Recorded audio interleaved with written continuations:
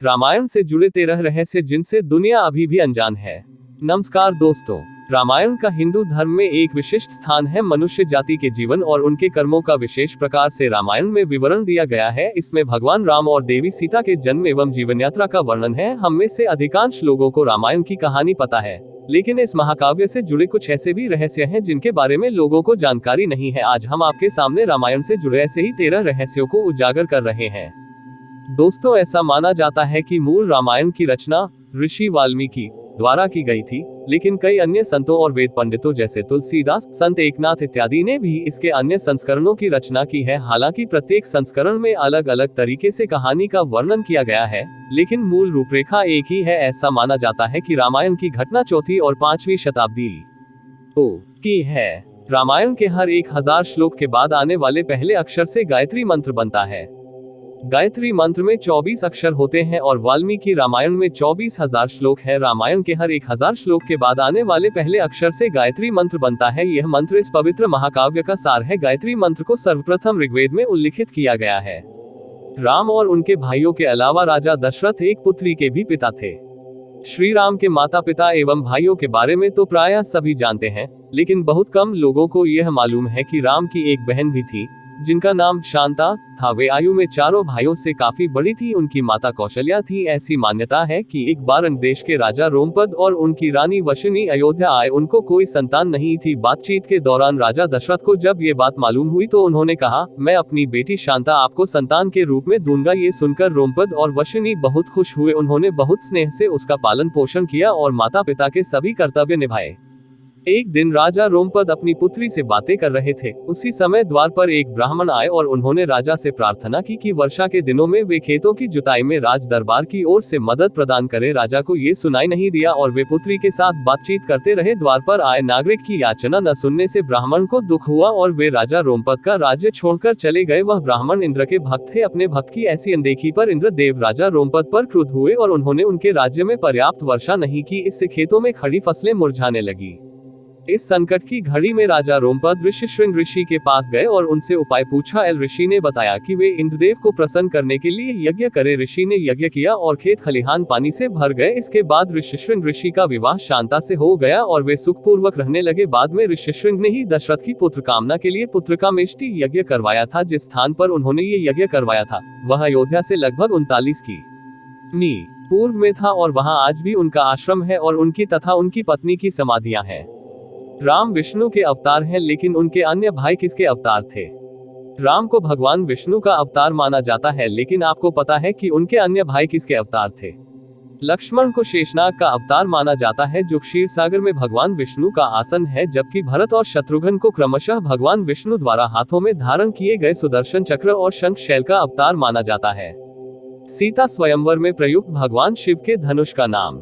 हम में से अधिकांश लोगों को पता है कि राम का सीता से विवाह एक स्वयंवर के माध्यम से हुआ था। उस स्वयंवर के लिए भगवान शिव के धनुष का इस्तेमाल किया गया था, जिस पर सभी राजकुमारों को प्रत्यंचा चढ़ाना था। लेकिन बहुत कम लोगों को पता होगा कि भगवान शिव के उस धनुष का नाम पिनाक था। लक्ष्मण को गुदाकेश के नाम से भी जाना जाता है। ऐसा माना जाता है कि वनवास के 14 वर्षों के दौरान अपने भाई और भाभी की रक्षा करने के उद्देश्य से लक्ष्मण कभी सोते नहीं थे। इसके कारण उन्हें गुदाकेश के नाम से भी जाना जाता है। वनवास की पहली रात को जब राम और सीता सो रहे थे तो निद्रा देवी लक्ष्मण के सामने प्रकट हुई। उस समय लक्ष्मण ने निद्रा देवी से अनुरोध किया कि उन्हें ऐसा वरदान दे कि वनवास के 14 वर्षों के दौरान उन्हें नींद न आए और वह अपने प्रिय भाई और भाभी की रक्षा कर सके। निद्रा देवी इस बात पर प्रसन्न होकर बोली कि अगर कोई तुम्हारे बदले 14 वर्षों तक सोए तो तुम्हें यह वरदान प्राप्त हो सकता है। इसके बाद लक्ष्मण की सलाह पर निद्रा देवी लक्ष्मण की पत्नी और सीता की बहन उर्मिला के पास पहुंची। उर्मिला ने लक्ष्मण के बदले सोना स्वीकार कर लिया और पूरे 14 वर्षों तक सोती रही। उस जंगल का नाम जहां राम, लक्ष्मण और सीता वनवास के दौरान रुके थे। रामायण महाकाव्य की कहानी के बारे में हम सभी जानते हैं कि राम और सीता लक्ष्मण के साथ 14 वर्षों के लिए वनवास गए थे और राक्षसों के राजा रावण को हराकर वापस अपने राज्य लौटे थे। हम में से अधिकांश लोगों को पता है कि राम, लक्ष्मण और सीता ने कई साल वन में बिताए थे, लेकिन कुछ ही लोगों को उस वन के नाम की जानकारी होगी। उस वन का नाम दंडकारण्य था, जिसमें राम, सीता और लक्ष्मण ने अपना वनवास बिताया था। यह वन लगभग 35,600 वर्ग मील में फैला हुआ था। जिसमें वर्तमान छत्तीसगढ़, उड़ीसा, महाराष्ट्र और आंध्र प्रदेश के कुछ हिस्से शामिल थे। उस समय ये वन सबसे भयंकर राक्षसों का घर माना जाता था, इसलिए इसका नाम दंडकारण्य था, जहाँ दंड का अर्थ सजा देना और अरण्य का अर्थ वन है। लक्ष्मण रेखा प्रकरण का वर्णन वाल्मीकि रामायण में नहीं है। पूरे रामायण की कहानी में सबसे पेचीदा प्रकरण लक्ष्मण रेखा प्रकरण है, जिसमें लक्ष्मण वन में अपनी झोपड़ी के चारों ओर एक रेखा खींचते हैं। जब सीता के अनुरोध पर राम हिरण को पकड़ने और मारने की कोशिश करते हैं, तो वह हिरण राक्षस मारीच का रूप ले लेता है। मरने के समय में मारीच राम की आवाज में लक्ष्मण और सीता के लिए रोता है। ये सुनकर सीता लक्ष्मण से आग्रह करती है कि वह अपने भाई की मदद के लिए जाए, क्योंकि ऐसा प्रतीत होता है कि उनके भाई किसी मुसीबत में फंस गए हैं।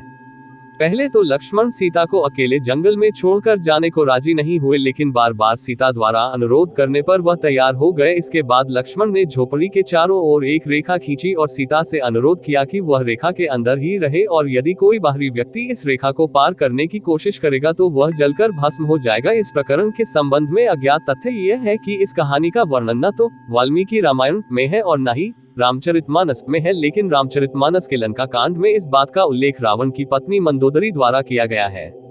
रावण एक उत्कृष्ट वीणा वादक था।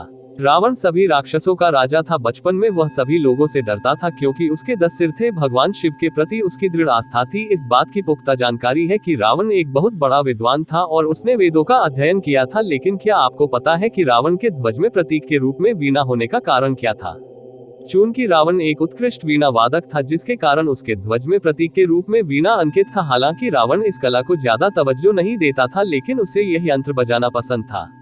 इंद्र के ईर्ष्यालु होने के कारण कुंभकर्ण को सोने का वरदान प्राप्त हुआ था।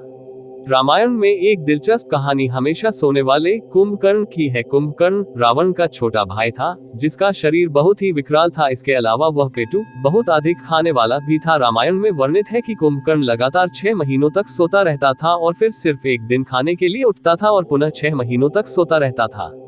लेकिन क्या आपको पता है कि कुंभकर्ण को सोने की आदत कैसे लगी थी? एक बार एक यज्ञ की समाप्ति पर प्रजापति ब्रह्मा कुंभकर्ण के सामने प्रकट हुए और उन्होंने कुंभकर्ण से वरदान मांगने को कहा। इंद्र को इस बात से डर लगा कि कहीं कुंभकर्ण वरदान में इंद्रासन न मांग ले, अतः उन्होंने देवी सरस्वती से अनुरोध किया कि वह कुंभकर्ण की जिह्वा पर बैठ जाएं, जिससे वह इंद्रासन के बदले निद्रासन मांग ले। इस प्रकार इंद्र की ईर्ष्या की वजह से कुंभकर्ण को सोने का वरदान प्राप्त हुआ था। नासा के अनुसार रामायण की कहानी और आदम का पुल एक दूसरे से जुड़े हुए हैं। रामायण की कहानी के अंतिम चरण में वर्णित है कि राम और लक्ष्मण ने वानर सेना की मदद से लंका पर विजय प्राप्त करने के लिए एक पुल का निर्माण किया था। ऐसा माना जाता है कि यह कहानी लगभग 1750 साल पहले की है। हाल ही में नासा ने पाक जलसमुद्र में श्रीलंका और भारत को जोड़ने वाले एक मानव निर्मित प्राचीन पुल की खोज की है और शोधकर्ताओं और पुरातत्वविदों के अनुसार इस पुल के निर्माण की अवधि रामायण महाकाव्य में वर्णित पुल के निर्माण काल से मिलती है। नासा के उपग्रहों द्वारा खोजे गए इस पुल को आदम का पुल कहा जाता है और इसकी लंबाई लगभग 30 किलोमीटर है। रावण को पता था कि वह राम के हाथों मारा जाएगा।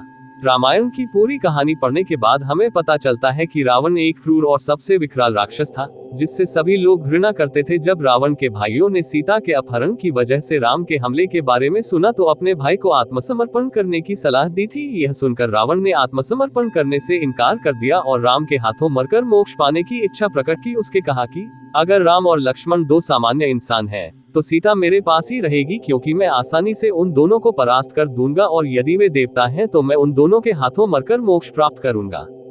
आखिर क्यों राम ने लक्ष्मण को मृत्युदंड दिया? रामायण में वर्णित है कि श्री राम ने न चाहते हुए भी जान से प्यारे अपने छोटे भाई लक्ष्मण को मृत्युदंड दिया था। आखिर क्यों भगवान राम ने लक्ष्मण को मृत्युदंड दिया था? ये घटना उस वक्त की है जब श्री राम लंका विजय के बाद अयोध्या लौट आए थे और अयोध्या के राजा बन गए थे। एक दिन यम देवता कोई महत्वपूर्ण चर्चा करने के लिए श्री राम के पास आते हैं। चर्चा प्रारंभ करने से पूर्व उन्होंने भगवान राम से कहा कि आप मुझे वचन दें कि जब तक मेरे और आपके बीच वार्तालाप होगी, हमारे बीच कोई नहीं आएगा, और जो आएगा उसे आप मृत्युदंड देंगे। इसके बाद राम लक्ष्मण को ये कहते हुए द्वारपाल नियुक्त कर देते हैं कि जब तक उनकी और यम की बात हो रही है वो किसी को भी अंदर न आने दे, अन्यथा वह उसे मृत्युदंड दे देंगे। लक्ष्मण भाई की आज्ञा मानकर द्वारपाल बनकर खड़े हो जाते हैं। लक्ष्मण को द्वारपाल बने कुछ ही समय बीतने के बाद वहां पर ऋषि दुर्वासा का आगमन होता है। जब दुर्वासा ने लक्ष्मण से अपने आगमन के बारे में राम को जानकारी देने के लिए कहा तो लक्ष्मण ने विनम्रता के साथ मना कर दिया। इस पर दुर्वासा क्रोधित हो गए तथा उन्होंने संपूर्ण अयोध्या को श्राप देने की बात कही। लक्ष्मण ने शीघ्र ही यह निश्चय कर लिया कि उनको स्वयं का बलिदान देना होगा ताकि वो नगरवासियों को ऋषि के श्राप से बचा सके, और उन्होंने भीतर जाकर ऋषि दुर्वासा के आगमन की सूचना दी। अब श्री राम दुविधा में पड़ गए क्योंकि उन्हें अपने वचन के अनुसार लक्ष्मण को मृत्युदंड देना था। इस दुविधा की स्थिति में श्री राम ने अपने गुरु वशिष्ठ का स्मरण किया और कोई रास्ता दिखाने को कहा। गुरुदेव ने कहा कि अपनी किसी प्रिय वस्तु का त्याग उसकी मृत्यु के समान ही है, अतः तुम अपने वचन का पालन करने के लिए लक्ष्मण का त्याग कर दो। लेकिन जैसे ही लक्ष्मण ने ये सुना तो उन्होंने राम से कहा कि आप भूलकर भी मेरा त्याग नहीं करना, आपसे दूर रहने से तो यह अच्छा है कि मैं आपके वचन का पालन करते हुए मृत्यु को गले लगा लूं। ऐसा कहकर लक्ष्मण ने जल समाधि ले ली। राम ने सरयू नदी में डुबकी लगाकर पृथ्वीलोक का परित्याग किया था। ऐसा माना जाता है कि जब सीता ने पृथ्वी के अंदर समाहित होकर अपने शरीर का परित्याग कर दिया तो उसके बाद राम ने सरयू नदी में जल समाधि लेकर पृथ्वीलोक का परित्याग किया था।